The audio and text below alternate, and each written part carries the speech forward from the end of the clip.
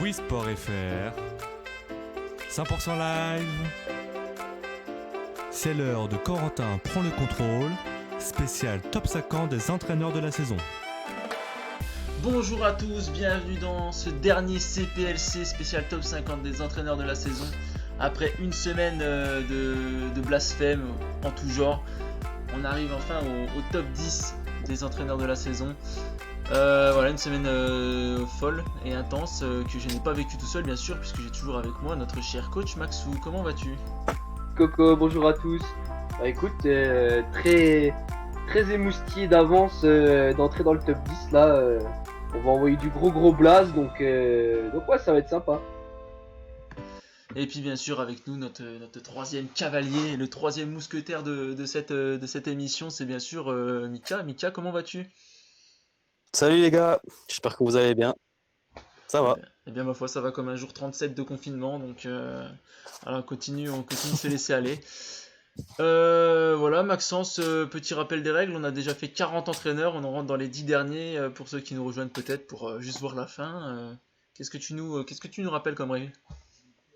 Voilà, pour ceux qui seraient anti-mainstream et qui prendraient le top depuis le début, et ben voilà, les règles sont très simples. On prend les 50 meilleurs entraîneurs qu'on a jugés sur la saison 2019-2020.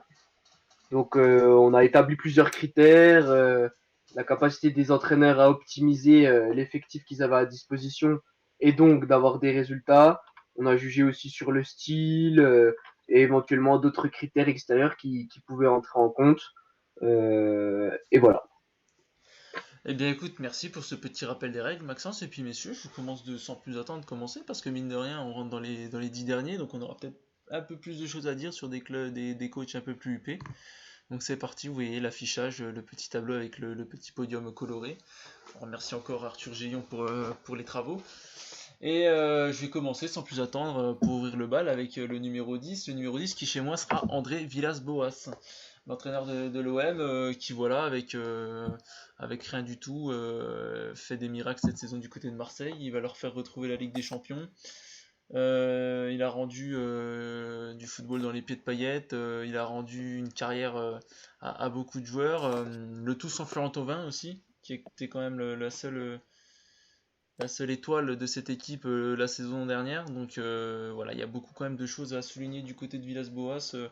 On l'a vu un peu plus jouer au ballon en début de saison et puis un peu moins ces dernières semaines. Mais quoi qu'il arrive, ça gagne et ça reste d'une solidité sans faille. Pour notre cher Villas-Boas qui a aussi rendu du football à Tchalé Tachar qui se faisait insulter de partout. Donc voilà, c'est pas la mission la plus facile d'entraîner l'OM, surtout cet OM là avec le peu d'argent qu'on lui connaît, mais il a aussi créé la différence qu'il y a pu y avoir avec Rudy auparavant et montré la qualité d'entraîneur qu'il a. Donc voilà pour Villas-Boas. Maxence, ton premier entraîneur de ce top 10, du coup, oui, on est vraiment dans le top 10. Ouais, et ben écoute, en 10e, j'ai un entraîneur. Les deux, j'ai Marco Rose, donc l'entraîneur du Borussia Mönchengladbach. Donc Mick et toi, on avait déjà très bien parlé. C'est quand même assez impressionnant ce qu'il a réussi à faire. Les quelques initiés l'avaient déjà observé du côté de Salzbourg la saison dernière, où il avait fait une super saison. C'est lui qui est à la base du développement de certains des Minamino, etc., qui ont vraiment explosé avec lui à Salzbourg. Il a fait le pari de remplacer Dieter Hecking, qui avait posé des bases très sérieuses du côté de Gladbach, mais qui n'arrivait pas vraiment à passer le cap et à les faire rentrer comme un vrai prétendant au titre. Et dans une saison un petit peu bizarre en Bundesliga, avec un contexte et une conjoncture qui ont permis à Gladbach de recommencer très fort et d'avoir un Dortmund et un Bayern qui n'ont pas vraiment réussi à lancer leur saison rapidement. Et ben, ils ont créé la surprise en étant leader du championnat pendant une bonne période, quand même, pendant un mois et demi, je dirais. Avant que, bon, ben voilà, ça s'est un petit peu calmé. Et pour autant, même si les résultats restent très bons, hein, il y a très peu de défaites. Mais le problème, c'est que Dortmund et le Bayern derrière ont vraiment mis le turbo. Et du coup, et Leipzig aussi. ont mis le turbo, donc ils sont repassés devant. Là, ils sont quatrième pour l'instant de Bundesliga. Mais bon, ils sont toujours dans la lutte. Hein. Bon, même si le Bayern a fait un petit écart, ils ont 6 points d'avance sur Gladbach. Gladbach est à 2 points de Dortmund, complètement dans la course au podium. Et au-delà de ça, voilà, c'est vraiment la mentalité de l'écurie Salzbourg poussée à son paroxysme. Marco Rose, c'est un adepte du gegenpressing, du jeu hyper vertical. Et c'en était à tel point que dans des matchs contre Leipzig, par exemple, ou Dortmund, des équipes qui partagent à peu près les mêmes convictions, c'en était à des points où en fait le jeu sans ballon étouffe complètement le jeu avec ballon et on se retrouve avec des matchs finalement qui sont très intenses mais peu spectaculaires parce que tu n'as pas 3 secondes pour pouvoir prendre une décision avec le ballon au pied. Et puis comme l'a très bien dit Mick, c'est aussi l'occasion de voir son adjoint René Maric qui était avant tout un blogueur qui avait créé son site internet sur la tactique. Et Marco Rose avait parié sur lui. Il l'avait fait venir en tant qu'adjoint à Salzbourg, l'a pris dans ses bagages aussi à Gladbach. Et on voit le résultat. Et quand on sait la jeunesse de cet effectif, je pense au Plea Mbolo qui est enfin devenu un joueur régulier, les Thuram, les Ben Sebaini, voilà, Zakaria. Zakaria tout à fait, qui sont tous très jeunes. Et ben, il y a un avenir doré du côté de Gladbach et hâte de voir ce que Marco Rose va pouvoir proposer sur les saisons prochaines. Et voilà pour Marco Rose qui est apparu dans nos 3 tops. Du coup, et Mika, je t'en prie, tu peux nous introduire ton premier entraîneur de l'émission. Et ben, au numéro 10, Pep Guardiola. Donc voilà, Maxence en a bien parlé hier. Une saison bah, forcément plus décevante que les autres, puisque il est deuxième, loin, loin, loin devant Liverpool. Mais voilà, avec des problèmes défensifs aussi qu'a souligné Maxence hier. Mais voilà, c'est toujours autant plaisant à voir. Il y a toujours cette recherche fondamentaux dans le jeu de Guardiola. Hein. Il y a toujours cette recherche de créer des supériorités numériques derrière la ligne de pression. Il y a toujours ces sorties courtes. Il y a toujours ce pressing à la perte de balle. Euh, voilà, la deuxième mi-temps contre le Real, comme a dit Max, c'est une masterclass. Pourquoi moi je vois pas qu'est-ce qu'il est. Enfin, ça, ils auraient, je pense, à mon sens, ils auraient pu aller au bout en Ligue des Champions. Après, bon, forcément, il y avait encore des cas d'or, mais après, si tu élimines le Real en huitième, il peut tout se passer encore en demi et en finale. Donc, pour ça, voilà, je décide de le placer quand même dixième, même si c'est pas la plus belle équipe de Guardiola qu'on ait connue. Mais bon, il reste dixième parce que quand on regarde Guardiola, on apprend toujours quelque chose quand on regarde un de ses matchs. Il est toujours capable de se réinventer. Il est toujours capable de créer quelque chose. Et malgré tout, même quand il y a des difficultés, il n'a jamais renoncé à ses principes. Et dans l'époque à laquelle on vit, je trouve ça beau. Voilà pour Pep Guardiola en 10e position, ce qui va me permettre d'enchaîner direct parce que moi je l'ai mis en 9e position, Pep Guardiola. Assez d'accord avec tout ce que vous avez dit, vous avez bien parlé. Je vais juste rajouter qu'il n'a pas non plus été verni par les blessures. Après, vous me direz, c'est le propre des saisons et du rôle d'entraîneur aussi de trouver des solutions. Mais bon, quand tu lui enlèves Aymeric Laporte d'entrée, puis que voilà, tu as 2-3 sans cerveau derrière pour comme faire de lancement de l'équipe, c'est pas forcément l'idéal pour lui. Voilà, après ça fait partie de son rôle de se réinventer, mais bon, il n'a pas non plus toujours la réussite qu'il a pu avoir par exemple un Liverpool ou Leicester cette saison. Il y a beaucoup de matchs où ils dominent une archi-domination et au final ils arrivent à perdre ou à faire match nul. Je pense au Tottenham, au match nul contre Tottenham en tout début de saison. Je pense aussi à un match, je crois que c'est à Wolverhampton où ils archi-dominent, mais au final ils perdent. Donc voilà, il n'y a pas eu forcément toute la réussite qu'il aurait pu avoir. C'est aussi la quatrième saison de Guardiola. Et les quatrièmes saisons de Pep, généralement, c'est pas les plus flamboyantes. Loin de là. Donc voilà, ça reste l'un des tout meilleurs en Europe, si ce n'est le meilleur. Mais voilà, sur la saison, en tout cas, ça ne l'est pas chez nous. Et je pense que vous en avez bien assez parlé. Donc on n'a pas besoin d'en rajouter forcément pour Pep. Maxence, 9ème position. Bah, en 9e, du coup, bah, j'ai ton 10e. J'ai mis André Villas-Boas en 9e position. Tu en as très bien parlé. AVB a rappelé à l'Europe du football et qui il était, pourquoi c'était sûrement un des plus grands espoirs en termes d'entraîneur il y a encore une dizaine d'années. Euh, voilà, précepte très clair.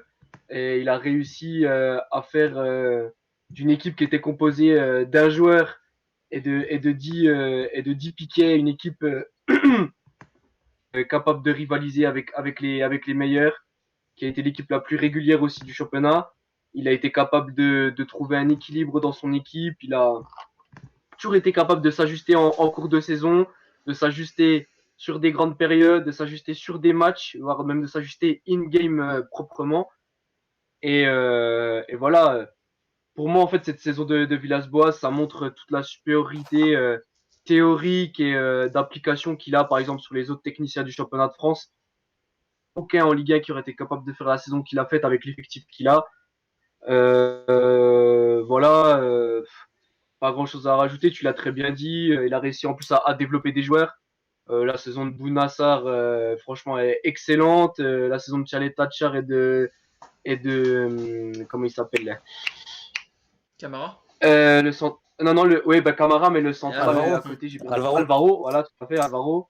Il a refait d'Amavi un joueur de football, pas l'oublier. Il a toujours réussi à composer avec des Lopez, avec des Germain, avec des Sanson. L'intégration de Rongier absolument Et, parfaite. Ah, il n'y a pas grand et, chose à dire. Franchement, le Et le choix demi-finale de Benedetto. Coupe de France derrière et de Benedetto aussi. et même Mandanda, Voilà, et les moi, gars. Ouais, Mandanda fait une énorme saison. oui, tout à fait. Ouais, tout à fait, tout à fait. Après, il a aussi surfé sur une réussite. Je pense que si on regarde les chiffres plus en profondeur, il doit y avoir peut-être une surperformance de l'OM sur la saison. Mais arriver à faire ça avec un effectif où il y a seul Dimitri Payet qui est vraiment pour moi un joueur du niveau de l'Olympique de Marseille Ah, puis avec t'as été Mandanda, privé de Thauvin surtout, toute la saison. la saison quoi. Donc non, vraiment impressionnant travail de Villas-Boas. Et moi, j'espère de tout cœur qu'il restera à l'OM et qu'on lui donnerait un minimum de moyens pour pouvoir concilier Ligue des Champions et championnat l'année prochaine. Voilà pour André Villas-Boas, qu'on doit peut-être retrouver dans le classement de Mika. Qui est-ce que tu nous Ah, emmènes là? et ben, les gars, en Angleterre, hein. Voilà, Brendan Rodgers, troisième de Première Ligue. Voilà, c'est être troisième de Première Ligue, c'est une performance, je pense, vraiment incroyable. Euh, voilà, Maxence, il en a déjà parlé hier. Il a des joueurs incroyables, hein, Madison, Vardy qui a un niveau, qui a retrouvé un niveau exceptionnel. Donc, voilà, j'ai pas grand-chose d'autre à dire, hein. Voilà, c'est mérité. Après, voilà, dans sa saison, il y a une défaite 4-0 à domicile contre Liverpool, voilà, mais au final, je pense que les supporters du côté de Leicester sont très très très contents, sont très satisfaits de la saison de leurs joueurs. Eh bien écoute, comme tu as décidé de spoiler tout mon top 10, Mika, je vais te suivre puisque j'ai mis Brendan Rodgers en 8. Donc la transition est toute trouvée. Oui, t'en as bien assez dit. Il est troisième, bien installé. Longtemps, était aussi deuxième devant City. Donc voilà, c'est l'équipe généralement qui fait la surprise toujours en première ligue. C'est un jeu assez direct, voilà, c'est un jeu assez foufou. On peut tout retrouver avec Yuri Tillmans en maître un peu artificier de tout ça. Brendan Rodgers a dû aussi redonner de la bière à Jamie Vardy qui s'est remis à mettre des buts. Donc voilà, il sait comment faire marcher son groupe. Et il a su développer aussi Soyuncu, c'est ça Maxence, hein? Ah oui, c'est ça, c'est Ouais. C'est une ça, coup. Ouais. hein. Voilà, Magnifique, donc magnifique. il s'inspire aussi de l'équipe qui a gagné un peu, parce qu'il y a toujours Schmeichel, il y a toujours Wes Morgan, donc voilà, James Madison aussi qui a un peu éclaboussé toute la première ligue de son talent. Donc voilà, bravo à lui pour son futur transfert à United pour 130 millions d'euros. Donc voilà pour Brendan Rodgers. Maxence? Eh ben, écoute, en huitième position, j'ai Pepe Bordalas, l'entraîneur de Retafe, donc que j'ai mis bien plus haut que vous parce que franchement, que dire du travail effectué par Bordalas avec Retafe depuis 2 ans. Retafe n'a jamais été une vraie place forte du championnat espagnol, a connu quelques moments dorés au début des années 2000 où ça avait un peu joué la Coupe d'Europe, mais ça reste un club voilà, qui est dans l'ombre.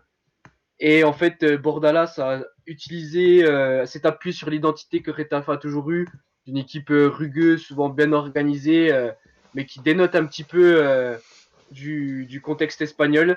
Et il a complètement optimisé un effectif pourtant sur le papier très moyen. Je veux dire, il y a des joueurs qu'on connaît un petit peu en France. Hein. Je pense à Mauro Arambari qui est arrivé du Defensor Sporting à Bordeaux, qui n'avait jamais joué, que certains disaient qu'il n'avait pas le niveau Ligue 1. Bon Ce bah diable de voilà. Willy Sagnol. Ah, exactement. D'autres joueurs, Nemanja Maximovic, qui est sûrement son pilier au milieu de terrain, a été remplaçant au FC Valence. Devant, il a deux joueurs, Mata et Molina, qui sont des mecs qui ont quasiment évolué en Liga Adelante toute leur carrière et qui ont 75 ans à eux deux. Donc non, franchement, incroyable saison. Et en plus, au-delà du championnat, il y a la Coupe d'Europe derrière, où il a réussi à sortir un Ajax, pas l'Ajax, d'accord, mais ça reste quand même l'Ajax Amsterdam. Il les a sortis. Donc après, pour ceux qui n'ont pas eu l'occasion de regarder Retafe, bon, c'est pas du football champagne, hein, c'est pas du football spectacle. Bloc en 4-4-2 hyper compact, qui défend quasiment toujours en avançant sur des grandes périodes de temps. Il me semble que par exemple, si je me trompe pas, j'avais vu la stat passer. Je crois que Maximovic et Arambari sont les deux dans le top 7 ou 8 des joueurs qui courent le plus en Liga. Il a magnifiquement réussi à faire progresser Marco Kurela, qu'il a fait passer de latéral gauche à joueur offensif et qui est le détonateur de son équipe. Et puis à la récupération du ballon, c'est une équipe qui se projette très très vite. Mick l'avait dit, il me semble que c'est une des équipes qui fait le moins de passes en Liga. Et pourtant, ça marche. Parce qu'en fait, si l'équipe en face est trop naïve et n'a pas vraiment de capacité à ressortir vite des zones de pression, ça finit souvent en boucherie. Moi, si j'ai un conseil à donner, ce serait d'aller voir le match face à Valence, qui a eu lieu, il me semble, ça devait être au mois de janvier. Vous allez retrouver la date où Retafe gagne 3-0 et Valence ne cadre pas une frappe du match et tire 2 fois, il me semble, et où Valence n'a jamais réussi à sortir du pressing et vraiment s'est fait écrabouiller par le rouleau compresseur de Retafe. Donc non, franchement, un travail exceptionnel de Bordalas. Après, quel est encore le plafond de cette équipe, je ne sais pas. J'ai l'impression quand même qu'il tire 200% de son effectif. Donc à voir combien de temps ça va tenir et si la darling de la Liga va pouvoir s'imposer comme une équipe du top 5, top 6 en Espagne sur une plus longue période de temps. Et bien voilà pour l'exposé sur José Bordalas. Vous pouvez mettre une note sur 10 à Maxence pour l'exposé. Alors, on le retrouvera au conseil de classe. Milka, je t'en prie, si tu veux enchaîner sur la 8e place, vas-tu continuer à me spoiler mon top 10? Et ben, je crois que c'est quelqu'un dont tu as déjà parlé, en tout cas Max vient d'en parler, c'est André Villas-Boas. Donc je sais pas si tu en avais Ah, déjà bah si, parlé on a déjà ou. parlé en 10e. Ah bon, bon, voilà. Bon, voilà. Mais peut-être que je te respoilerai encore après, on verra bien. Mais en tout cas, voilà, bon, bah, Villas-Boas, hein, c'est.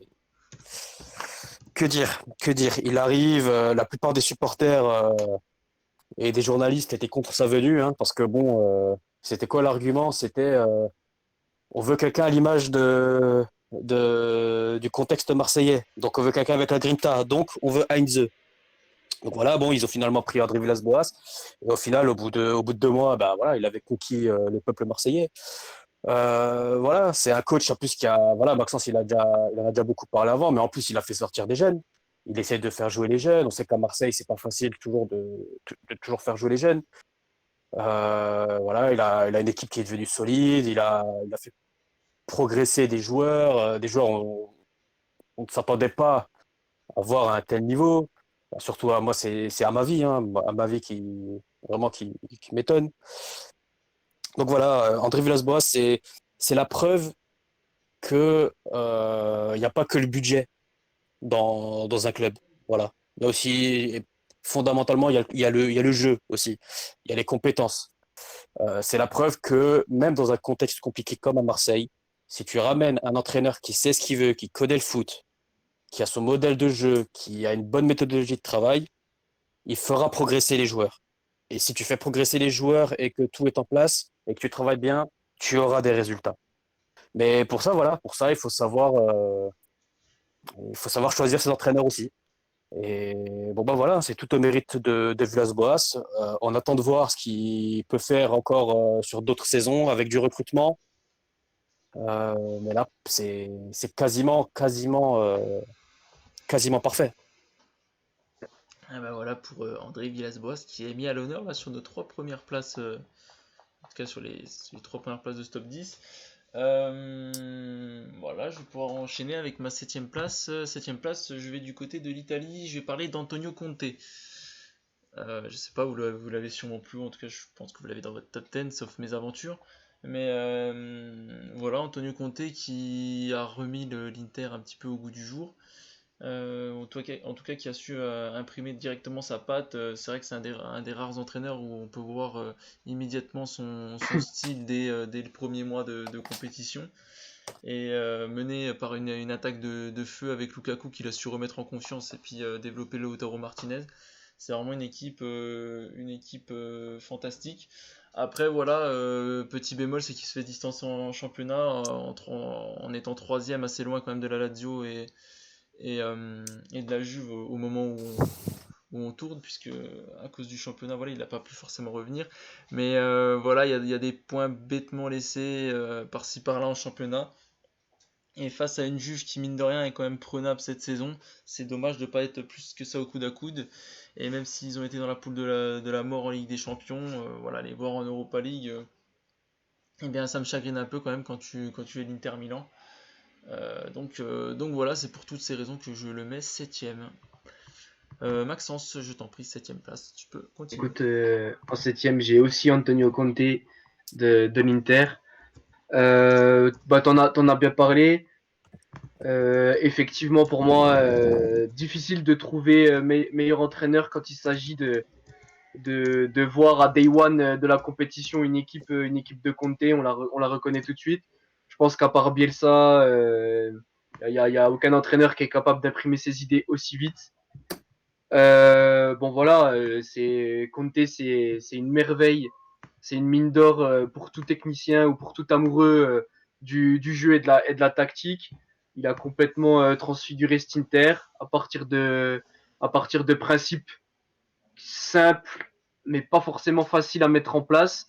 Donc une défense à 3, des latéraux très offensifs, un jeu de position hyper huilé avec souvent un attaquant au physique imposant pour pouvoir jouer en pivot et avec un attaquant un peu plus mobile qui peut se déplacer. Beaucoup de jeux, beaucoup d'utilisation du troisième homme, beaucoup de recherche de l'optimisation de l'espace, essayer de trouver un joueur lancé. Moi, j'ai adoré le développement de Sensi et de Barella, le petit Bastoni en défense centrale qui a un avenir doré, comme le petit Esposito aussi qu'on a pu voir par intermittence. Après, il faut pas oublier qu'il a dû compter sur un effectif hyper réduit où il avait quasiment aucune profondeur de banc. Sur le banc, il y avait des Borja Valero qui était un mec sur qui il comptait pas trop. Alexis Sanchez qui a été énormément blessé. Et puis des joueurs bon, sur qui il comptait à demi mesure. Donc c'est hyper prometteur. Après, c'est du Conte. Conte a toujours été très très fort sur sa première saison. Et parfois, ses équipes ont du mal à passer un cap. Donc là, il est dans un club qui a des moyens, qui est complètement acquis à sa cause. Et à voir s'il va être capable de capitaliser sur cette super première saison pour installer l'Inter au sommet de l'Italie. Est-ce qu'on va faire le triplé Antonio Conte, Mika? Eh ben écoutez les gars, pour la première fois dans l'histoire de ce top 50, nous avons un triplé. Oh là Parce là, que moi c'est aussi, beau. Oh, Ligue 1, parce que moi Ligue 1, Coupe de aussi. la Ligue, Coupe de France, là.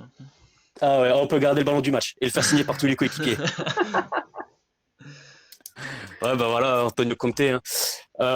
Clairement, il aurait pu être encore plus haut dans mon top, mais bon, voilà, bah, comme tu as dit, hein, il était dans le groupe de la mort en Ligue des Champions. Et Conte, si je dis pas de bêtises, il n'a jamais fait de grand parcours en Coupe d'Europe, bah, à part à l'Euro avec l'Italie, mais avec un club en Coupe d'Europe. Il a pas été en finale avec la Juve, non? Non, c'était pas lui. je- Non, Non, c'était non, pas lui, je Allegri crois. déjà, non, je c'était pense. pas lui. Allegri 2 fois, ouais. Ouais, c'était Allegri. Ouais. Et bon, bah voilà. Après, voilà, bah, c'est ça, c'est du Conte, quoi. C'est sa défense à 3. Mais c'est solide, c'est ça. Moi, c'est ce que j'admire le plus chez lui, c'est comment avec autant de, enfin, comment aussi vite dans une saison, tu arrives à avoir des circuits de sortie de passe et de sortie de pression et des sorties de courtes aussi réussis en fait. Élaboré. C'est ouais aussi élaboré et en plus ça roule quoi. C'est huilé. Je sais pas. T'as l'impression que les gars, en fait, je pense qu'en une journée ils font 3 séances d'entraînement, je pense. Mais voilà, c'est un grand coach. Hein. Voilà, c'est Antonio Conte, c'est un grand entraîneur qui nous a toujours régalé hein, partout où il est passé. Voilà. Il y a pas longtemps, j'ai revu un match j'ai revu l'Italie-Espagne il y a pas très longtemps de l'Euro 2016. Un Voilà, c'est chef-d'œuvre. un chef-d'œuvre et voilà, et ça se ressemble énormément en fait. Vraiment entre ça, son Chelsea, son Inter, c'est ça se ressemble. Enfin, en tout cas, je trouve que ça se ressemble énormément. Il y a des circuits de passe, il y a des circuits il y a des sorties courtes, c'est quasiment les mêmes quoi. Et puis Et ben voilà, il a des profils de joueurs qui se ressemblent beaucoup. ouais, c'est Ce ça. qui différencie un peu de Chelsea, c'est qu'il avait Eden Hazard qu'il était obligé de mettre en valeur. Ouais, c'est Là, il ça, n'a pas ce c'est ça. joueur-là. Donc en fait, tu regardes sur les profils poste par poste. Bah, avec l'Italie, c'était Eder et Pelé devant. C'est ça. Martinez et Lukaku, c'est la même chose, mais en meilleur. Ouais, Quoi. Donc c'est ça, voilà. exactement, exactement. Donc voilà, ben voilà. Après, regarder un match de Conte, c'est l'assurance De passer un bon moment.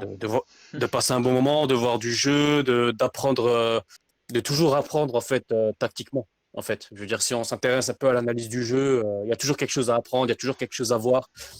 Parce que Conte, mine de rien, c'est un entraîneur qui bosse. Voilà, il est passionné sur son banc, mais c'est quelqu'un qui bosse et ça fait plaisir. Voilà, c'est un coach italien, il n'y a pas de secret. Hein. Et voilà pour le triplé du coup d'Antonio Conte, c'est beau et on a attendu la 7ème place pour tous être d'accord au moins une fois. 6ème place, je vais continuer en Italie, je vais parler de Simone Inzaghi. Je sais que vous l'avez bien plus haut, je pense, même si c'est difficile de faire bien plus haut quand il reste que 6 places. Mais voilà, parcours exceptionnel en Serie A, il était à la lutte pour le titre avec la Juve. Il a réussi à pousser un effectif, je pense pas au-delà de ses limites, mais en tout cas au quasi au maximum. Voilà, Immobilier surfait sur la vague avec au moins, il devait être déjà à 28 buts marqués, je crois, cette saison. Donc voilà, et Milinkovic-Savic a retrouvé cette année son niveau, sa défense est solide. Des joueurs que j'affectionne particulièrement comme Tuku Correa s'intègre parfaitement dans les deux pointes devant. Donc voilà, c'est une équipe assez agréable à avoir joué. Je le mets 6ème dû à son parcours en Europe, hein, voilà, qui reste quand même ultra décevant. Et pour moi, ça contrebalance un peu avec tout ça, même si bien sûr, si on prend que le championnat, c'est de la haute qualité du côté de la Lazio. Et c'est une équipe assez spectaculaire aussi à avoir joué. Donc voilà, messieurs, je sais que vous en parlerez bien mieux que moi, en tout cas en termes de jeu. Donc je vous laisse cette partie-là. Et Maxence, du coup, j'en profite pour te donner la main. Et ben écoute, en 6ème place, moi je vais en Allemagne. Et je vais parler du Golden Boy des entraîneurs, parce que je vais parler de Julian Nagelsmann. Donc que j'ai mis 6ème. C'était pas facile de le classer, Nagelsmann. Sachant en plus que c'est un entraîneur que j'apprécie particulièrement. J'avais bien envie de le mettre top 5, mais bon, finalement, j'ai essayé d'être le plus objectif possible et je l'ai mis 6ème. Donc, eh ben, Nagelsmann, première saison avec le Red Bull Leipzig. Donc, l'équipe qui monte et qui commence à hyper sévère de l'autre côté du Rhin. Il sortait de très belles saisons avec Hoffenheim. Et en fait, on était un petit peu. Moi, j'étais vraiment excité de voir ce qu'il allait faire. Lui qui avait qui avait un schéma de jeu qui était assez arrêté, quelque chose il avait pas trop dérogé, défense à 3 avec Offenheim, etc. Et ça rentrait en champ frontal avec le 4-4-2 hyper traditionnel du Red Bull Leipzig. Et ben franchement, quelle capacité à transmettre ses idées. Il a réussi à édulcorer le bon qui avait été laissé par Rangnick, par Hasenhüttl auparavant à Leipzig, avec lui ce qu'il a apporté et ce qu'il avait confectionné du côté d'Offenheim, ce qui fait que c'est une équipe qui est totale, qui est capable de jouer sur transition, capable de jouer sur attaque placée, qui défend extrêmement bien. Il a complètement optimisé l'apport de certains joueurs. Comment ne pas parler de la saison de Christopher Nkunku qui est exceptionnelle, Dayo Upamecano, Sabitzer et tant d'autres. Timo Werner est en train d'exploser tous les chiffres possibles et imaginables en Allemagne. Son parcours en Ligue des Champions est exceptionnel. Il était sorti. Alors autant la phase de poule était bien, mais sans plus, parce que au regard de l'adversité qu'il avait, il aurait sans doute pu faire mieux. Mais quelle masterclass affichée contre le Tottenham de Mourinho. Et franchement, c'est une équipe qui est exceptionnelle à voir jouer parce que c'est tout le temps dans l'activité, tout le temps dans l'intensité. Il y a un enthousiasme collectif qui se dégage de cette équipe qui est assez incroyable. Des fois, on a du mal même à comprendre comment ils arrivent à courir autant sur toute la durée d'un match. Et moi, ce que j'aime beaucoup avec ce mec, c'est qu'il a une capacité à lire le jeu et à s'adapter qui est exceptionnelle. Combien de matchs on a vu où la première mi-temps était pas fameuse, il arrive à la mi-temps, tac tac, il fait 2-3 réglages et derrière ça met 1, 2, 3 buts. J'ai en tête ce match face à Augsbourg où la première mi-temps est infâme.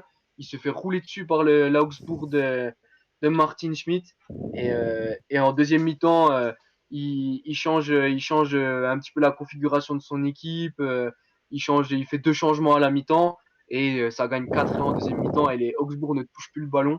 Donc non, franchement, non, c'était l'Union Berlin, il me semble d'ailleurs, je sais plus. Non, peut-être Augsbourg, je sais, bref, pas grave. Et ouais, non, franchement, que dire, hein, plus jeune entraîneur de l'histoire de la Ligue des Champions à arriver en phase finale, voilà, Julian Nagelsmann, qui n'est plus trop à présenter. Mais si vous voulez en savoir plus, un très bon article qui est sorti sur Wisport il y a peu. Voilà pour Julian Nagelsmann qu'on va retrouver bien sûr plus tard. Et bon, Mika et moi aussi, on en parlera encore plus en détail. Sixième place, Mika, est-ce que du coup tu restes en Allemagne ou tu changes? Ah non, on change et on change même de continent parce que c'est l'heure de Ah, parler de Georges Jesus. Voilà, entraîneur du Flamenco, rien à dire quoi. Saison, il arrive, voilà, il prend le championnat, il prend la Libertadores, il va en finale de coupe du monde des clubs. Voilà. Euh, Et il développe en plus il a su faire progresser des joueurs comme Aran, comme son ailier gauche, j'oublie toujours son nom, je crois que c'est Pedro Henrique, je crois. Bruno Henrique. Bruno Henrique, voilà. Euh, et il a relancé Gabigol, un joueur magnifique qu'on adore tous. Euh, voilà. Qu'est-ce qu'il y a d'autre à dire sur ce que Georges Jesus a réussi à faire là-bas? C'est-à-dire que c'est le rêve de tout entraîneur de réussir à faire ce qu'il a fait, en fait. D'arriver dans un club qui était plus ce qu'il était et d'en refaire un cadre continental. Et voilà, c'est sa finale contre Liverpool, c'était incroyable. Je veux dire, il est pas loin de marquer ce but et de ramener la coupe au Brésil. Hein. Il est pas loin, c'est dommage. C'est sur la fin, il me semble, si je me souviens bien, c'est vraiment à la toute fin c'est à la fin ou en prolongation en prolongation. Hein. Et enfin, franchement, le niveau qu'ils avaient lors de cette finale-là, mais c'était incroyable, quoi. C'était incroyable. Donc voilà, quoi, pour tout ce qu'il apporte au football, Georges Jesus, voilà, on lui dit merci. On lui dit merci. Voilà. eh bien écoute, merci à Georges Jesus qui apparaît en sixième position. Voilà, on peut continuer. Moi, je vais continuer avec un Sud-Américain, mais qui est pas vraiment resté au pays. C'est Tonton Bielsa en cinquième position. Que dire? Vous en avez bien parlé hier, je crois qu'il est apparu hier dans vos tops, ouais, c'est ça. Voilà, il joue avec une équipe de boulangers, hein. Et il en fait un leader de championship, hein. Il n'y a pas d'autre mot à dire. À l'heure actuelle, ce bon vieux Luke Ayling, comme tu le disais, Maxence, serait probablement sur les docks dans une ville portuaire de l'Angleterre. Donc voilà, Patrick Bamford serait probablement sous désintox pour l'alcoolémie. Donc Il serait voilà, routier. il serait routier et aurait une grosse bedaine. Mais voilà, non, mais je pense que si vous arrêtez dans Leeds et que vous parlez de Bielsa, je pense qu'il y a des étoiles dans les yeux des supporters et qu'il y a beaucoup de merci qui doivent affluer de leur bouche. Donc voilà, Ellen Road est redevenu une place forte quand même du football anglais. Et ce stade est magnifique quand il est émerveillé par le jeu de Tonton. Donc Parce voilà, que, après. Oui, vas-y, Max, je t'en prie. ouais, non, mais juste pour compléter ce que tu dis, ce qu'il faut bien que les gens, ce que les gens réalisent, c'est que à Leeds, il y a une grande tradition des supporters. Et donc, parmi les plus anciens, il y a ceux qui ont connu le grand Leeds de Don Revie des années 80 qui écrasait la première ligue. Et il y a des anciens qui te disent que Bielsa, pour eux, c'est du niveau de Don Revie. Alors que Don Revie, c'est une légende à Leeds, hein. C'est un mec qui a sa statue devant le stade. Donc pour ceux qui connaissent un petit peu le football anglais et son histoire, là, on commence à se rendre Ah compte ben, de ce qu'est Bielsa à Leeds, quoi. placer Bielsa au niveau de Don Revie, Ouais. mais je suis même pas sûr à part Bielsa, je vois pas qui en est capable en fait. Mais je suis, Parce je qu'il suis faut, il d'accord faut, avec toi. parce que c'est pas que des résultats. Ça, Non, c'est une exactement. aura qu'il a Je veux dire, autour. un entraîneur peut venir à Leeds, faire monter le club, mais il peut ne pas être comparé à Don Revie. Sauf que Bielsa, il a tout apporté quoi. Bielsa, il a fait renaître Leeds. C'est À faire pas, renaître Leeds, Hmm. c'est exactement ça. c'est incroyable ce qu'il a fait. Enfin, les gens, peut-être, je sais pas si les gens s'en rendent compte ou quoi, Et mais Leeds, voilà, c'était fini. Leeds, c'est comme aujourd'hui. Enfin, c'était fini. Voilà, on n'avait même plus d'espoir dans ce club-là en fait. ouais, c'est un petit peu la JOCR de chez nous, quoi. Voilà, oui, c'est ça, c'est ça. Donc voilà, c'est là où je voulais en venir et que tu me lances bien sur le truc, c'est qu'il y a un tel storytelling autour aussi de l'histoire de Bielsa à Leeds que voilà, ça en fait aussi une forme d'attache et que voilà, on s'attend, voilà, quand tu regardes un match de Bielsa, tu peux t'attendre à ce qu'il y ait 5-0 en première mi-temps pour Leeds et au final ils font 5-5, hein. Et c'est ce qui est arrivé plusieurs fois, bon c'était avec des 3-0, mais voilà, il y a des matchs, il y a des scénarios, il y a toute une structure de fait de lancer des joueurs aussi de Leeds, je pense à Calvin Phillips qui est devenu indéboulonnable, qui est de la maison et que c'est lui qui l'a relancé. Voilà, il y a tout ça qui font que Tonton, c'est magnifique. Et là, il est premier. Il était à 6 points devant, je crois, devant le troisième. Mais qu'il n'avait jamais eu une telle avance à ce stade du championnat. Je pense qu'il y allait tout droit à la première ligue et il aurait fallu sacrément se mouiller la nuque pour la saison prochaine en attendant de voir ce que les instances vont décider. Donc voilà, c'est totalement incroyable ce qu'il est en train de faire avec une équipe. C'est le meilleur. Avec une C'est le équipe meilleur. de CAP, de CAP charpentier menuiserie. Donc c'est quand même important de le rappeler. Je vous laisse aller voir les classements précédents de Leeds avant que Bielsa arrive. Il y a de quoi se marrer et vous verrez que l'effectif n'a pas tant changé que ça. Voilà pour Tonton Bielsa, Maxence, si tu veux continuer ce top 10. Ouais, et ben écoute, en cinquième position, je reste en Allemagne et je vais parler de Hans-Dieter Flick, donc l'entraîneur du Bayern de Munich. Donc Flick est arrivé en cours de saison en remplacement de Niko Kovac, dont il était adjoint si je me trompe pas, ou alors c'était Bayern 2, je sais, bref, je sais Attends, je vais chercher ça si tu veux. ouais. Et il a repris un Bayern moribond dont l'effectif n'était pas forcément super bien construit. Il y avait énormément de potentiel, mais avec beaucoup de mal il y avait beaucoup de mal à s'exprimer correctement. Et bon, bah, il en a refait une machine de guerre. Que dire de la saison du Bayern? Pour en avoir vu quelques matchs, franchement, sur certaines séquences, j'avais l'impression de revoir le Bayern de 2013 de Jupp Heynckes qui marchait sur l'Europe. Il y a des moments de match pendant 10, 15, 20, 25, 30 minutes mais c'est un bulldozer, mais l'équipe en face ne peut rien faire. C'est limite s'il passe plus la moitié de terrain, quoi. Donc, non, c'est impressionnant ce qu'il est en train de faire. Et pourtant, Dieu sait qu'il n'est pas aidé par les blessures, hein, entre Coman qui est blessé, Perisic, il y a eu Lewandowski, Sule qui est out depuis le début de la saison, Odriozola, Lucas Il y a Hernandez. eu Tolisso aussi, non? Ouais, tout à fait. Et pour autant, pour autant, le Bayern reste toujours un char d'assaut. Il a fait renaître Thomas Müller. Il y a eu l'éclosion du petit Alphonso Davies au poste de latéral gauche qui est sensationnel. Donc non, mais que dire, franchement, incroyable saison à l'instant T. Pour moi, après la sortie de Liverpool, c'était mon favori pour aller gagner la Ligue des Champions. Donc voilà, c'est dire. Et il était adjoint de Niko Kovac en Flick, et ce n'est que ça faisait plus de 14 ans qu'il n'avait pas été sur un banc de touche avant de prendre le poste. Et 5 ans de fin. Donc voilà, ça en dit long aussi sur le monsieur. Mika, je t'en prie pour commencer ce top 5, où tu nous emmènes? Eh ben, les gars, on reste en Bundesliga parce que je vais parler de quelqu'un dont on a déjà parlé. Quelqu'un avec qui on aimerait discuter autour d'un bon petit café, c'est Julian Nagelsmann.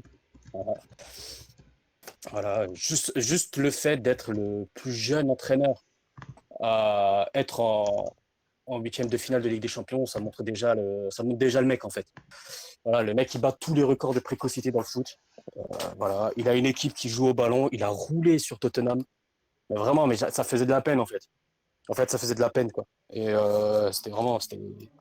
c'était incroyable. Après, c'est vrai que comme dit Max, hein, c'est le coach voilà qui rate ses premières mi-temps. Mais voilà, cette capacité aussi à retourner les matchs, c'est quelque chose. Hein. Donc bon voilà, Max il en a déjà parlé. Voilà, il n'y a rien d'autre à dire. Hein. C'est Julian Nagelsmann, on le présente plus, on connaît. On a hâte de le voir continuer sur le banc, que ce soit à Leipzig, que ce soit ailleurs, pour le voir continuer à développer du jeu et à faire progresser les joueurs comme il le fait déjà. Eh bien écoute Julian, qu'on va se retrouver plus tard, et je vais ajouter un petit peu d'arguments à tout ce que vous avez dit messieurs, et je vous propose d'entamer déjà la place de la médaille au chocolat, la 4e place, où moi je vais partir du côté de l'Italie. Je vais parler de Gasperini. Au-delà du jeu qu'on connaît flamboyant, tout ça, c'était la première participation de l'Atalanta en Ligue des Champions, si je dis pas de bêtises, messieurs. Vous me contredirez peut-être, mais en tout cas c'est la première fois. Non, c'est ça. Donc ils sont directement en quart de finale, voilà, avec un budget qui est équivalent à beaucoup moins que la Saint-Etienne par exemple, pour donner un ordre d'idée. Et ce qu'il fait avec tout ça, c'est tout simplement incroyable. Il a fait grandir beaucoup de joueurs. Il y a Josip Ilicic qui faisait par exemple une saison tout simplement remarquable. J'ai plus le classement de la Serie A que je vais me remettre sous les yeux, mais il était dans le top 5 si je dis pas de bêtises, non? Oui, il est 4e. 4e, c'est ça. Donc voilà, devant des clubs comme l'AC Milan ou la Roma, c'est remarquable. Il n'y a pas d'autre mot pour souvent une équipe qu'on prenait un peu par-dessus la jambe, notamment en France. Voilà, il a émerveillé un petit peu l'Europe, et c'était la belle sensation. Et sensation qui dure en plus, ce sera pas une one wonder season. Donc voilà pour Gasperini, que voilà, vous présenterez mieux que moi si je parle bien français. Du coup Gasperini, Maxence, je t'en prie, tu peux continuer. En numéro 4, j'ai placé un entraîneur dont Mick a parlé il y a quelques minutes, c'est Jorge Jesus. Voilà, comme l'a dit Mick, que dire. Donc il faut rappeler quand même que Jesus est arrivé à la 9e journée, même un peu plus tard, je ne sais plus. Il arrive en cours de saison en Serie A brésilienne. Flamengo avait perdu son premier match de Libertadores, était à 8 points du leader. Et 7 mois plus tard, il a écrasé la Serie A, il a remporté la Libertadores, il a gagné la Recopa, et il emmène Liverpool en prolongation en finale de Coupe du Monde des clubs. Voilà. Incroyable, c'est incroyable. On, on pourrait en fait juste dire ça et s'arrêter. C'est ça. Donc après, bon, si on continue un petit peu l'argumentaire, en plus de ça, quelle équipe, quel Incroyable. jeu il a réussi à mettre en place du côté de Flamengo, ça a cliqué mais tout de suite. Et on sentait en fait que c'était des joueurs qui avaient besoin d'avoir un entraîneur avec des idées, un entraîneur qui sait où il va, un entraîneur avec une vraie expérience aussi, parce que Jorge Jesus, il sort pas de nulle part. Il a connu le très haut niveau avec Benfica, par exemple. C'est un mec qui sait comment on gagne des matchs de foot. Et bon, bah, il y a même pas eu photo avec le reste des coachs au Brésil. Bon, même si voilà, il gagne la Libertadores sur une fin de match complètement dingue. Où, bon, je pense que 9 sur 10, ça reste à 1-0, il gagne pas. Voilà, c'est un peu le résumé de sa saison, c'est que non seulement tout lui a réussi, mais il a tout fait pour réussir, et ça c'est incroyable. Et franchement, comment ne pas avoir de l'affection pour les joueurs de Flamengo? On en a découvert plein. Je pense au capitaine Everton Ribeiro, qui est un formidable joueur de foot. Rodrigo Caio, qu'il avait été cherché dans le système City. Son binôme d'attaque Bruno Henrique et Gabriel Barbosa, bon bah voilà, Dea Raceta, Gerson. En plus de ça, il a contribué à préparer l'avenir parce il a lancé des jeunes. Je pense notamment à Lincoln, qui de l'autre côté de l'Atlantique est présenté comme une des grosses pépites brésiliennes. Et là, en plus, il a réussi à renforcer son effectif. Il a récupéré Thiago Maia de Lille et d'autres. Donc non, non, vraiment superbe équipe et hâte de voir ce que Jesus peut nous proposer en deuxième saison.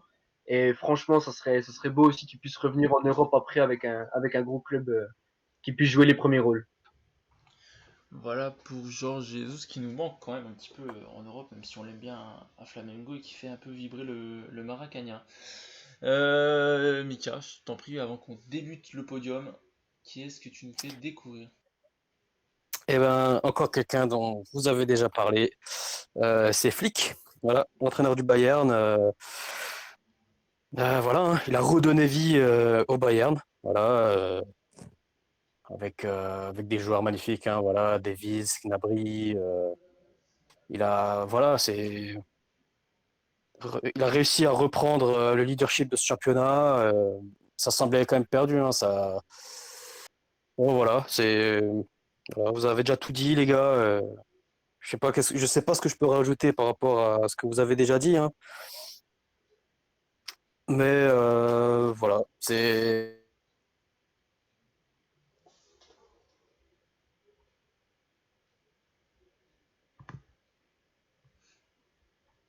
Allô, j'ai perdu Mika. On a perdu le collègue. Mika, si tu nous entends, quitte et reviens.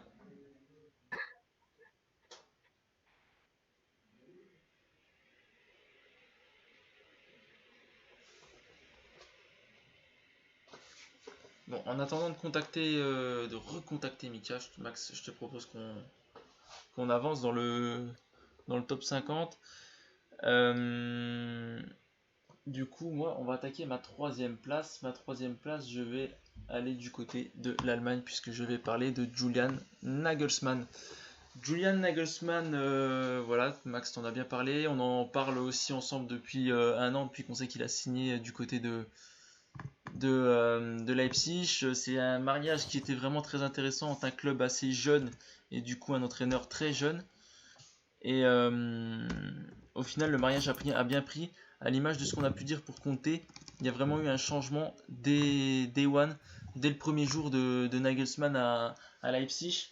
C'est un des entraîneurs qui a été le plus mené en Europe, je crois. Là, j'étais en train de compter, j'étais même pas à la moitié du championnat, qu'il avait déjà été mené 7 fois au score. Voilà, il sait réagir, il sait prendre des décisions, il sait coacher. Ça se voit, l'éclosion de joueurs comme Sabitzer qui explose vraiment aux yeux de l'Europe. Tu as parlé d'Nkunku aussi, qu'il a bien intégré. l'équipe a finalement pas tant changé que ça par rapport à la saison passée, mais il y a vraiment une différence notable avec l'équipe de Ralf Rangnick de l'année dernière. Il a imposé sa défense à 3 immédiatement. Ibrahima Konaté, avant qu'il se blesse, était le meilleur défenseur central de Bundesliga. Voilà, ça démontre aussi l'impact. Il a dû pas mal bricoler avec les blessures, surtout en défense avant l'arrivée d'Angelino, par exemple, qui a stabilisé le côté gauche. Mais voilà, la défense centrale a rapidement été Klostermann, Upamecano et comment il s'appelle le dernier, Altenberg. Voilà, c'est qui sont des latéraux de base. Donc ça en dit long sur la capacité d'adaptation. On a vu des Nkunku jouer piston droit, plein de choses comme ça qui font aussi la magie de l'équipe de Nagelsmann. Et c'est très intéressant pour l'avenir parce que cette équipe-là est toute jeune. Et même si Timo Werner est amené à partir en fin de saison, le reste de l'équipe devrait rester, à part peut-être Upamecano qui pourrait aussi rejoindre l'Angleterre. Donc voilà, c'est ultra intéressant. Et j'ai dû louper peut-être 2 ou 3 matchs de Leipzig cette saison. Et globalement, il y a quand même une force qui se dégage sur 90 minutes, même si elles ne sont pas toutes de la même intensité. Leipzig est dangereux de la première à la dernière seconde. Et voilà, c'est vraiment la sensation de puissance collective. Et c'est surtout ça qu'a ramené, je pense, Nagelsmann. C'est vraiment un collectif qui tire tous dans le même sens. Donc voilà pour Julian Nagelsmann. En troisième position de mon côté, qui a la médaille de bronze. Maxence, qui aura la médaille de bronze chez toi? Écoute, en troisième position, j'ai Gianpietro Gasperini, l'entraîneur de l'Atalanta de Bergame, dont je crois que c'est toi qui en a bien parlé. Juste avant. Pareil, si j'avais une phrase à dire pour résumer l'année de la saison de l'Atalanta, bah, c'est que l'Atalanta est la meilleure attaque d'Europe. Avec en championnat, c'est 3 buts de moyenne. 3 buts de moyenne par match. Pile, hein, ils ont disputé 25 matchs de championnat, ils ont marqué 70 buts. C'est Il y a eu 10 de plus que la Lazio. 2 ou 3 fois 7 buts marqués, je crois, hein, Maxence. Exactement. Bah, il y a deux journées avant la fin avant l'arrêt de la saison. Ça avait été mettre un 7-2 à Lecce. Il y a le Torino qui a pris, enfin, il y en a plein qui ont pris tarif. Voilà, c'est 10 buts de plus que la Lazio, c'est 20 buts de plus que la Juve, c'est 25 buts de plus que l'Inter. Donc voilà, on va arrêter avec ces chiffres-là. Mais non seulement il cartonne les petits, mais en plus il est complètement capable de tenir les gros. Moi j'ai souvenir de ce match contre l'Inter qu'on avait commenté en live sur Wii Sport Live, où en deuxième mi-temps c'est une masterclass. Il a battu la Roma, il a battu le Napoli, il a tenu la Lazio, la Juve. Puis après, voilà, bah, que dire du parcours européen où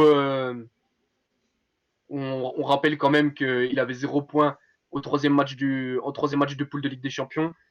Finalement, bon, il profite aussi d'une faiblesse relative de sa poule pour en sortir.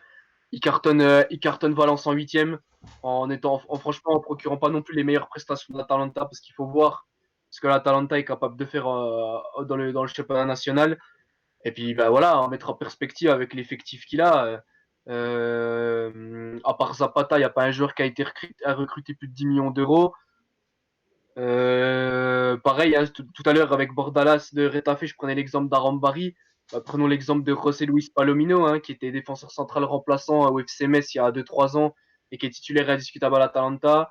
Variété tactique, capacité à jouer avec des défenseurs volants, Jim City et Rafael Toloi, capable de jouer 109 avec Papou Gomez ou Ilicic en faux numéro 9. L'animation des couloirs, c'est une masterpiece, que ce soit avec Attebor ou comment il s'appelle, Gosling, je ne sais plus. Attends, je vais retrouver ça. Le petit latéral gauche allemand là. Gossens, pardon, Gossens. Donc voilà, franchement c'est exceptionnel. Et en plus de ça, bon, il profite d'une organisation club. L'Atalanta est sûrement le club italien qui travaille le plus efficacement. Ils ont un des meilleurs centres de formation d'Italie. Le scouting, bon bah voilà, pas grand chose à dire. Un mec qui ne suit pas forcément le football européen de manière attentive. il regarde l'effectif de l'Atalanta, bah, s'il connaît 2 joueurs, c'est bien. Donc voilà, ça veut tout dire. Ça veut dire qu'il y a un vrai travail derrière. Et félicitations à Gasperini de traduire tout ça sur le terrain. Ben voilà pour ce magnifique portrait de Gianpiero Gasperini. Est-ce qu'on a retrouvé Mika avec nous? Je suis là, est-ce que vous Yes, m'entendez? ouais, c'est bon, c'est nickel. Ah bah voilà. Et du coup, Mika, on va te laisser introduire ton podium. Et ben pareil, comme Maxence. Voilà. Gasperini. Bah, voilà, hein, magnifique. Alors, au niveau du jeu, c'est. Parce que voilà, il roule sur tout le monde. Mais parce que voilà, Gasperini, il a le courage d'avoir une équipe qui joue offensif, qui joue au football. Euh, voilà, comme l'a dit Max, ces défenseurs centraux volants, ils apportent des supériorités numériques dans les couloirs. Ils passent énormément par les couloirs et ils ont souvent Papo Gomez qui vient, qui redescend et qui gère un peu l'axe. Mais c'est une équipe qui joue magnifiquement bien. Par contre, voilà, le, on va dire le revers de la médaille à tout ça, c'est quoi? C'est que l'équipe elle peut être déséquilibrée par moment. Ils peuvent se faire avoir sur les transitions défensives. J'ai le souvenir face à Valence, au match aller à Milan, où Valence a quand même pas mal d'occasions. Hein. Le match peut très bien se finir à 4-3, à 5-4. Enfin, bon, voilà. Voilà, ils sont quand même assez. Ils ont quand même.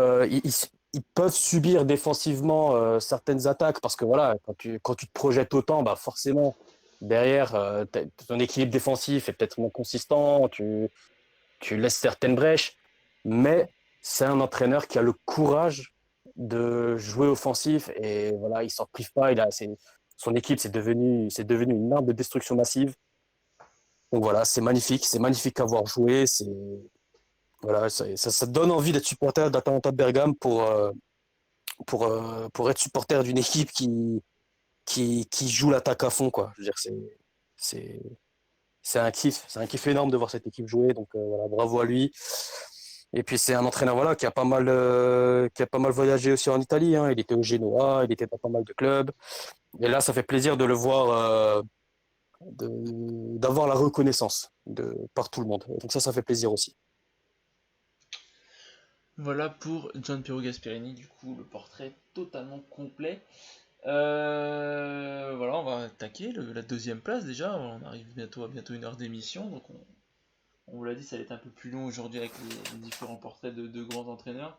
Moi, je vais parler de Hans Flick en deuxième position. Voilà, il a remplacé Niko Kovac le 3 novembre.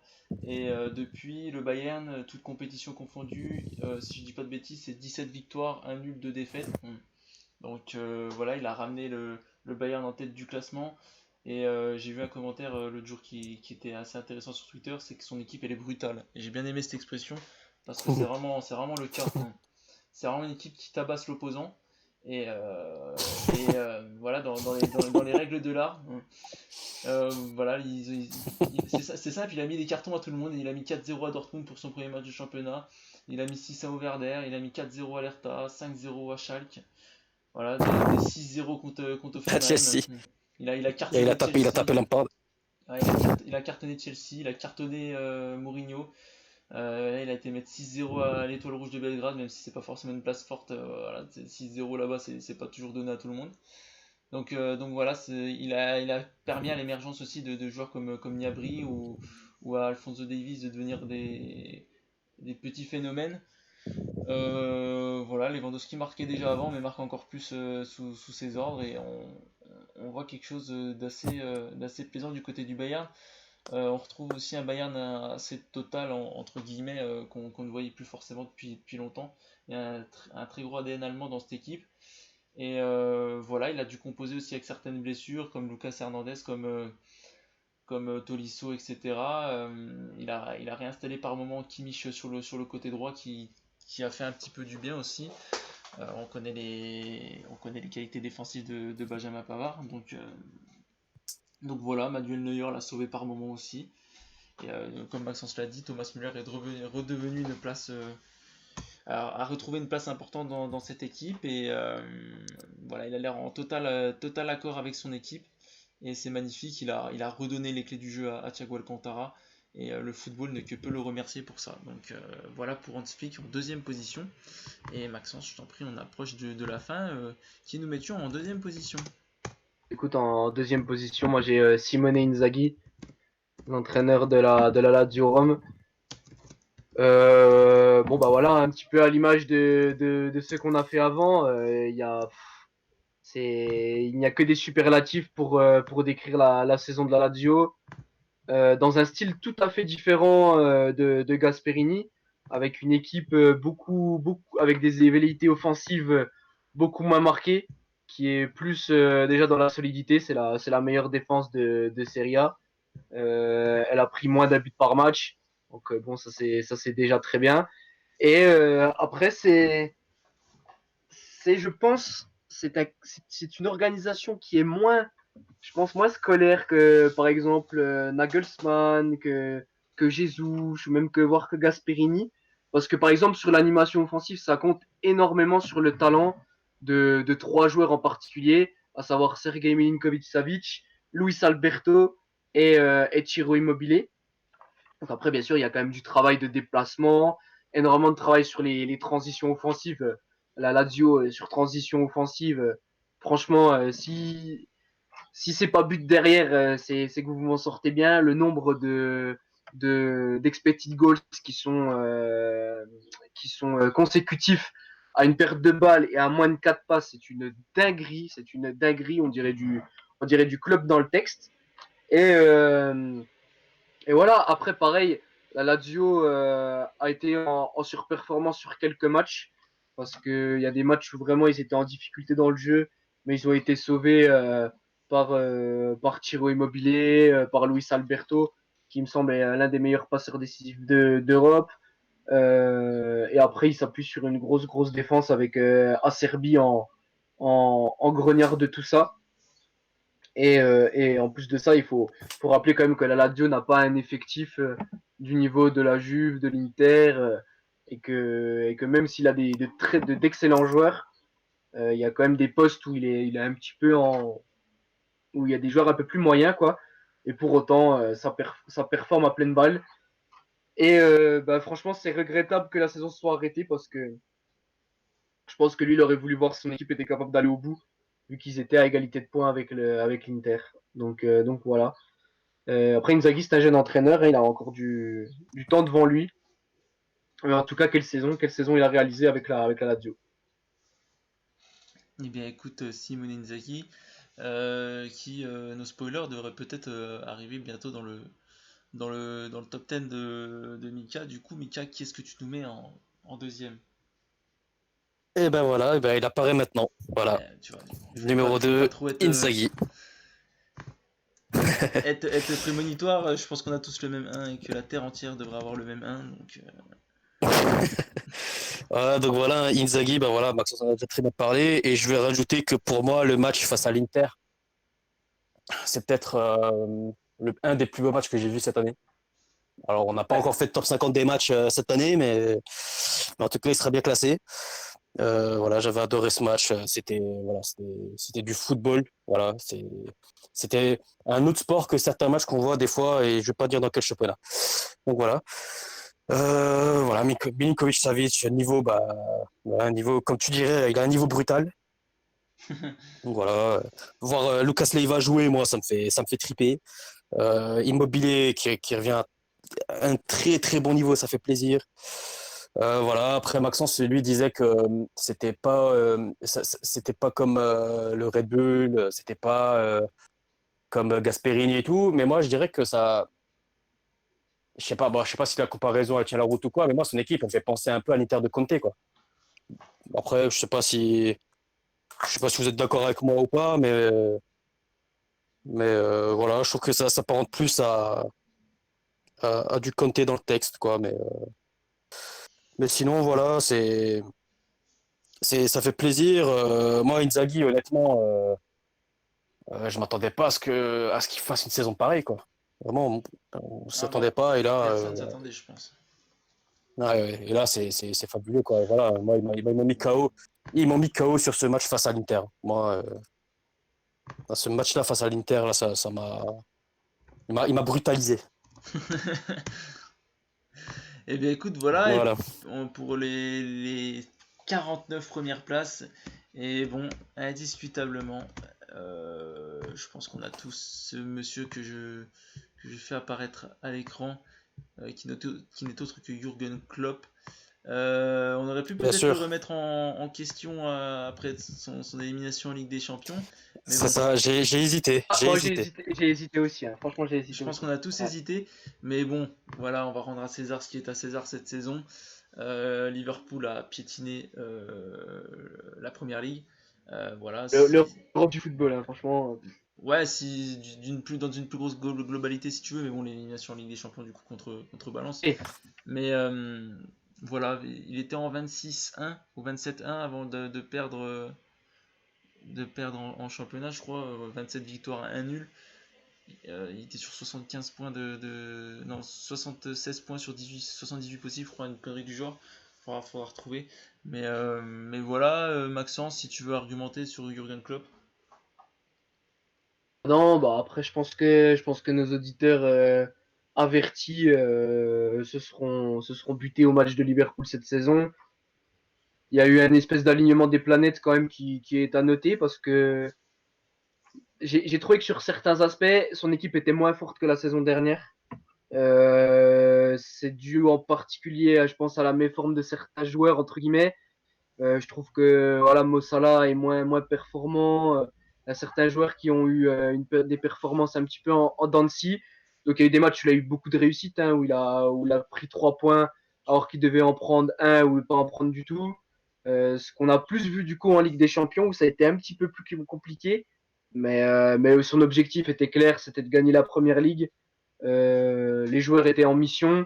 Bon bah voilà, que dire quoi, que dire quand tu fais 17, quand tu fais, c'était quoi, 27 victoires et un nul, tu m'as dit, Ouais, il me c'est ça? semble. Attends, je vais Voilà, regarder. enfin, voilà, qu'est-ce que tu veux rajouter à ça dans les championnats les plus compétitifs du monde? Voilà, après c'est du club dans le texte, hein, très bien organisé et puis mortel sur transition. Après voilà, moi j'aurais attendu un petit peu de retouche sur la capacité à attaquer en attaque placée, parce qu'on l'a vu quand même face à l'Atlético, il y a quand même des difficultés à attaquer à slow tempo, sur du ballon un peu plus arrêté. Enfin, je veux dire, quand ça cavale pas, c'est quand même un petit peu plus compliqué. Alors, il a de la chance d'avoir par exemple un Trent Alexander-Arnold, qui pour moi en fait est un numéro 10 reconverti latéral droit. Euh, D'avoir le gelon de Virgil van Dijk qui peut l'aider, etc. Et Sadio Mané qui a fait une saison exceptionnelle. Mais, euh, mais voilà, je pense que le bilan comptable survalue un petit peu peut-être la performance intrinsèque de l'équipe. Mais après, on parle quand même d'un top coach, peut-être le numéro 1 aujourd'hui, et qui a massacré la concurrence en Angleterre, et qui aurait été numéro 1 indiscutable s'il avait passé l'Atletico. Ce qu'il aurait largement pu faire sans un contexte un petit peu défavorable. Et Mais on peut, voilà, c'était peut-être un peu le retour de karma, des points qu'il avait gagnés un peu à l'arrache en première ligue. Et l'élimination, c'est un petit peu un retour à l'équilibre. Et avant de te redonner la main, Mika, pour que tu puisses nous parler de Jurgen Klopp, voilà, on parlait du bilan en championnat. En 29 journées, il était donc à 27 victoires, un nul, une défaite, et donc à 82 points sur 87 possibles. Donc ça en dit long aussi sur sur la performance. Il allait être sacré champion à la 30e journée de Première Ligue, donc c'est totalement n'importe quoi. Correct, c'est correct, c'est correct. Et c'est quasiment du jamais vu, je pense. Donc c'est même sûr que c'est du jamais vu. Donc voilà, Mika, si tu veux compléter sur Jürgen. Ben voilà, moi j'avais hésité. Et en fait, cette semaine, j'avais envie de regarder un match du Chelsea de Conte. Et du coup, j'ai revu un ancien. C'était un Liverpool-Chelsea, je sais plus de quelle année. Et bon, bref, sur le terrain, il avait laissé au repos certains joueurs. Et bon, il y avait encore Sturridge, il y avait Moreno, il y avait encore Coutinho et tout. Ce genre de crack. Et, ouais, et c'est là que je me suis dit, non, mais il est numéro un. Il est numéro un parce que le travail qu'il fait, c'est pas que cette saison, en fait. Le travail d'être aussi bon cette saison, c'est un travail sur des années, en fait. On roule pas sur la première ligue comme ça en un an. Donc là, cette saison-là, c'est dommage, c'est dommage parce qu'il s'est passé, voilà, la crise du coronavirus et tout, mais de gagner le titre avec autant de points d'avance, ça aurait récompensé toutes ces années de travail qu'il fait à Liverpool, quoi. Faut se souvenir de ce qu'était Liverpool quand il arrive. C'était plus grand-chose, Liverpool. C'était C'est la, plus c'est la, grand-chose. il y a eu l'éclaircie Brendan Rodgers, mais sinon c'était la risée de la première ligue. Ouais, mais voilà, c'est ça, tu vois. Et franchement, là, quand tu vois ce qu'il en a fait au fil des années, et c'est un peu ça, pour moi, voilà, ce qu'il faut retenir aussi de son travail, c'est que voilà, laisser du temps aux entraîneurs. Laisser du temps aux entraîneurs. Regardez voilà, il n'a pas gagné le championnat ou il n'a pas gagné la Ligue des Champions ces 2 premières années. Mais il a fini par les gagner. Il a fini par gagner la Ligue des Champions et là, il allait droit vers le titre. Il faut laisser du temps aux coachs. Faut leur laisser faut leur laisser du temps. Et au final, voilà, ça te donne des Andrew Robertson, ça te donne des Alexander Trent-Arnold. C'est incroyable ce qu'il a fait. Franchement, en vérité, c'est incroyable. Alors voilà, bon, bah, voilà, il ne gagnera pas la Ligue des Champions cette année. Mais Ouais, la voilà, première ligue faire vaut autant beaucoup de points plus d'avance pour les Anglais. bah, ils viennent de la gagner la Ligue des Champions. Donc En bon, au plus. final, s'ils peuvent enchaîner Ligue des Champions, ensuite le championnat, et surtout que l'année dernière, ils étaient pas loin de gagner le championnat aussi, hein. Ouais, Donc bon, ils perdent à 97 points, quoi. voilà, c'est ça. Donc voilà, bah, pour tout ça, c'est mérité. Il est premier. Bah, forcément, voilà, on a hésité parce qu'il se fait éliminer contre l'Atlético. Mais encore aujourd'hui, on se demande comment ça a été possible, quoi. Comment l'Atlético a pu tenir, quoi. C'est Et bon voilà, c'est magnifique. Liverpool, c'est magnifique. Ça fait plaisir de revoir ce grand club à ce niveau-là. Et c'est vraiment grâce à lui. Je pense que les supporters ne l'oublieront jamais. Donc voilà. Et bien voilà pour ce top 50 qu'on a enfin terminé après une semaine magnifique où on a parlé que de football. Tiens, Mika, je vais te redonner la parole. Qu'est-ce que tu en as pensé du top 50 globalement, des nôtres, de celui de Les, gars- Maxence, de ma part? les gars, Oui? moi si j'avais, voilà, je voulais, comme on finit le top, j'avais une petite question à vous poser. Vas-y, Maxence, je t'en prie. C'est un peu pour se projeter sur les années prochaines. C'est que dans des 50 que vous avez donnés, Ouais. si vous en aviez un que vous voyez bien rentrer dans le top 10 l'année prochaine, qui ça pourrait être? Oh. Alors, attends, je vais me remettre devant. L'année prochaine, c'est pas facile comme question. Faut se projeter un peu avec le mercato et tout. Hum, hum.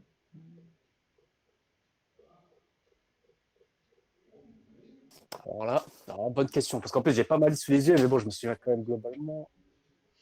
Attends, je suis en train de voir que j'avais mis Marcelino en 50ème, mais suivant quel club il reprend, et lui c'est pareil, c'est quasiment Day One que tu vois son style, ça peut très C'est vite vrai, hein. remonter.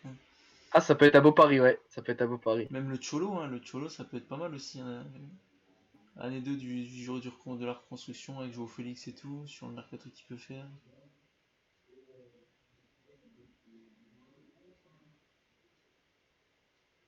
Tiens, moi je vais rester sur Marcelino, ça me plaît bien ce petit goût d'exotisme. Marcelino, Mick, t'as une idée un peu? Je réfléchis, je réfléchis. Il me faut juste une minute de plus et je te dis ça. Parce que j'hésite, en vérité. Ah, moi aussi, j'hésite entre deux.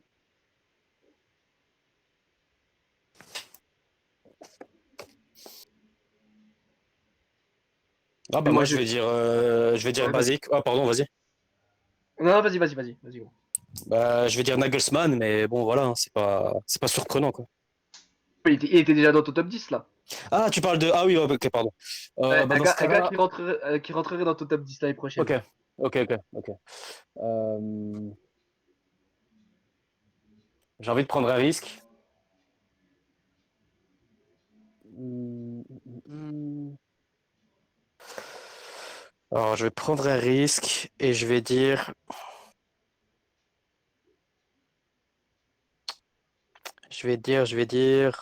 euh, J'hésite entre deux aussi. Bon, allez, je vais dire Marco Rose. Ok, d'accord. Marco Ok. Rose et Bah toi, écoute, Maxence? Parce que moi je mets une pièce sur. je pense que. Ouais, vas-y. Non, je disais juste que voilà, Marco Rose, parce que je pense que il a encore plus à donner. Je pense qu'il peut encore faire sur les années qui viennent. Je pense que même l'année prochaine, là, au niveau du recrutement et avec ses joueurs, s'il continue à évoluer, je pense que ça peut cartonner. Écoute, moi forcément, j'ose imaginer que Pep Guardiola pourra rejoindre Médis l'année prochaine. Mais moi, je mets une pièce sur Paulo Fonseca parce que je crois en son projet. Et je pense qu'avec un bon mercato, il peut vraiment aller titiller le haut du panier en Italie. Et pourquoi pas faire un truc soit en Ligue des Champions, soit en Europa League si selon la fin du championnat. Donc moi, je mets une pièce sur Fonseca dans mes 10 l'année prochaine. Très bien. Voilà, je vais redonner la parole à Mika, du coup, pour ta première avec nous et sur radio. Qu'est-ce que tu en as pensé du top 50 d'une manière générale? Est-ce que ça a été dur pour toi de le faire et qu'en penses-tu des nôtres globalement? Est-ce que tu as été surpris? Alors non, j'ai pas été surpris parce que vous êtes quand même des connaisseurs de ballon rond, donc il n'y a rien de surprenant. Puis j'ai trouvé ça cool parce qu'à nous trois, on a pu un peu donner tous les noms d'entraîneurs existants sur cette terre. Donc c'était cool. Pour ma part, ça n'a pas été compliqué de le faire, ça a été compliqué de tout mettre en ordre. Donc de justifier qu'un tel est dans cette position et que l'autre est plus bas, plus haut. Donc voilà. Ensuite, moi j'aurais aimé savoir, vous, comment vous avez fait votre top, en fait. Si tout était déjà clair, si vous saviez déjà votre top 10, si vous avez hésité jusqu'à l'heure d'avant émission. Donc voilà, j'aimerais Eh bien savoir. bien, écoute, j'ai donné pour ma part. Moi, globalement, les 10 premiers ont été très faciles à trouver et à ordonner. Voilà, il y a eu 2-3 changements de dernière minute, mais après, c'était plus voilà, le 6, le 7 qui s'inverse ou autre chose comme ça. Après, c'est globalement ouais, mon top de 11 à 50. Je crois que je l'ai refait la veille qu'on a commencé même la matinée qu'on a commencé le top 50. Parce que j'étais pas du tout sûr. Après, globalement, les 50 entraîneurs, je les ai eu assez rapidement. Après, j'ai pas autant de vues de match ou spécialement de certaines équipes. Mais voilà, sur les derniers, en tout cas, j'étais vraiment sûr de mes choix. Et voilà, après, globalement, j'essaie de trouver une certaine logique aussi à travers les championnats, quels résultats ils ont fait. Il y avait la Coupe d'Europe aussi qui rentrait en ligne de compte. Donc voilà, après, pour Maxence, je sais pas comment toi tu as fait ton top, Max. Écoute, ça a été assez mixé. Bon, comme tu dis, moi j'avais quand même une grosse liste de noms qui me venaient en tête.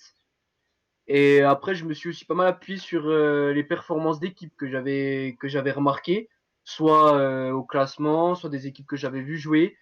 Et du coup, en regardant les coachs, les contextes, est-ce qu'ils avaient été là toute la saison, qu'est-ce qu'ils avaient apporté, tout ça. Il y avait une dizaine, allez, je dirais une petite dizaine d'équipes que j'avais pas vu jouer. Donc j'ai fait l'effort de me regarder 20, 30, 40 minutes d'un ou deux matchs pour avoir une idée un petit peu du jeu. Et puis après, une fois que j'avais toute ma liste, donc j'avais, je pense, 54, 55 noms. Donc il y en a quelques-uns que j'ai laissés à la porte. Et après, bah, j'ai trié selon mes critères, ceux qu'on avait plus ou moins donnés. Puis au final, franchement, je suis assez satisfait de mon top. Je trouve que c'est assez cohérent. Donc voilà. Bien, voilà pour du coup la fin de ce top 50. Peut-être qu'avec Maxence, on aura des idées, qu'avec Mika, on reviendra pour d'autres, peut-être top 10 cette fois-ci, mais voilà, c'était une belle chose à faire. C'est vrai que c'est assez compliqué, mine de rien, à classer, et Ah, on, c'était pas facile, hein. on vous conseille voilà, de votre côté à faire votre top 50 aussi pour pouvoir comparer. Voilà, peut-être que la semaine prochaine, du coup, on se retrouve avec des top 10, comme je viens de dire, avec peut-être des thèmes un peu plus ciblés, on va dire, Maxence, un peu plus niche. Ah, on n'en dit pas plus, mais on préchauffe hein, On pour préchauffe, on réfléchit, nos nuits de FM sont quand même productives et partent voilà rapidement en exactement. brainstorming. Exactement.